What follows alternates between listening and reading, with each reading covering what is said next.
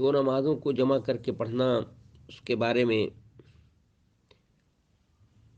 کچھ حالات ہیں جن حالات میں صحیح ہے، جسے ظہر اور عصر، مغرب اور عشاء کو جمع کر کے پڑھا جائے، چاہے جمع تقدیم ہو یا جمع تاخیر۔ مثلا عرفہ اور مزدلفہ میں سبھی علماء کا اس پر اتفاق ہے، سبھی علماء متفق ہیں کہ عرفہ میں ظہر اور عصر کو ظہر کے وقت میں جمع کر کے ادا کرنا، اور مزدلفہ میں اسی شام مغرب اور عشاء کو عشاء کے وقت میں جمع کر کے ادا کرنا سنت ہے، کیونکہ نبی کریم صلی اللہ علیہ وسلم نے یہی کیا تھا۔ اب سفر میں جمع کرنا، وہ جمع تقدیم کرے یا جمع تقدیم ہو یا جمع تاخیر ہو، وہ تو اکثر اہل علم کے قول کے مطابق یہ جائز ہے۔ اور آپ چاہیں مزید تفصیل پڑھنا تو اس میں جو حدیثیں ہیں اس سلسلے میں، غزوہ تبوک کے موقع پر کا موقع ہے کہ نبی علیہ الصلاۃ والسلام نے اس میں اس طرح سے جمع کیا ہے۔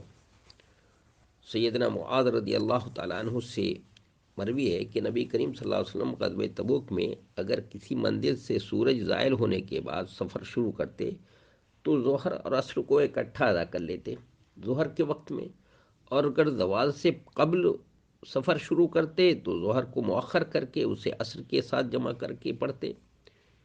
اسی طرح اگر کسی منزل سے قبل از غروب سفر کرتے تو مغرب کو مؤخر کر کے اسے عشاء کے ساتھ جمع کر کے ادا کرتے، اور اگر غروب کے بعد سفر کرتے تو عشاء کو مغرب کے ساتھ جمع کر کے ادا کر لیتے فرما لیتے تھے ایسا۔ اسے امام ابو داؤد اور امام ترمذی نے نقل کیا ہے، اور امام ترمذی کے بقول یہ حدیث یہ حسن حدیث ہے۔ اور قریب عن ابن عباس سے مروی ہے کہ کہا کہ کیا ہم تمہیں سفر میں نبی کریم صلی اللہ علیہ وسلم کی نماز کے بارے میں نہ بتلاؤں؟ عرض کیا کیوں نہیں؟ کہا جب زوال کے بعد چلتے تو ظہر اور عصر کو عصر کے وقت میں ادا فرماتے، اور اگر اس سے قبل سفر شروع کرتے تو عصر کو مقدم کر کے اسے ظہر کے وقت پڑھ کر سوار ہوتے، اور یہی مغرب اور عشاء کے ضمن میں کرتے۔ اسے امام احمد اور امام شافعی نے اپنی اپنی مسند میں نقل کیا ہے۔ بیہقی نے بھی جید سند سے کے ساتھ نے یہ نقل کیا اور کہا سفر میں دو نمازوں کو جمع کر کے ادا کرنا صحابہ اور تابعین کے مشہور و مستعمل امور میں سے۔ امام مالک نے بھی موطا کے اندر سیدنا معاذ رضی اللہ تعالیٰ عنہ سے روایت نقل کی ہے کہ ایک روز غزوہ تبوک میں نبی کریم صلی اللہ علیہ وسلم نے نماز مؤخر کی، پھر باہر آئے اور ظہر عصر کو جمع کر کے پڑھایا، پھر خیمے میں داخل ہو گئے، پھر باہر آئے اور مغرب اور عشاء کو اکٹھا کر کے پڑھایا۔ تو اس طرح یہ بارش ہو رہی ہو، بارش کی وجہ سے جمع کرنا، اس سلسلے میں بھی وہ حدیثیں موجود ہیں، صحیح بخاری کے اندر موجود ہے۔ حضرت اسرم نے اپنی سنن میں ابو سلمہ ابن عبد الرحمن ابن عوف سے نقل کیا ہے کہ اگر بارش ہو رہی ہو تو مغرب اور عشاء کو جمع کر کے ادا کر لینا مسنون ہے۔ امام بخاری رحمۃ اللہ علیہ نے نقل کیا کہ نبی کریم صلی اللہ علیہ وسلم نے ایک بارش کی رات مغرب اور عشاء کو جمع کر کے پڑھایا۔ یا مرض یا معذوری کی وجہ سے جمع کرنا، یا ضرورت کے تحت جمع کرنا، بیماری ہو، معذور کوئی شخص ہے، مشقت ہے، یہ بھی سب مشقت کی وجہ سے۔ اب جانتی ہیں ہماری شریعت کے اندر جو ہے، اسلامی شریعت کے اندر اس شریعت کی دو خصوصیتیں، ایک تو اعتدال اور دوسرے اس میں لچک اور اس میں نرمی بہت ہے، نرمی ہے، آسانیاں ہیں، اس کے اندر آسانی بھی ہے۔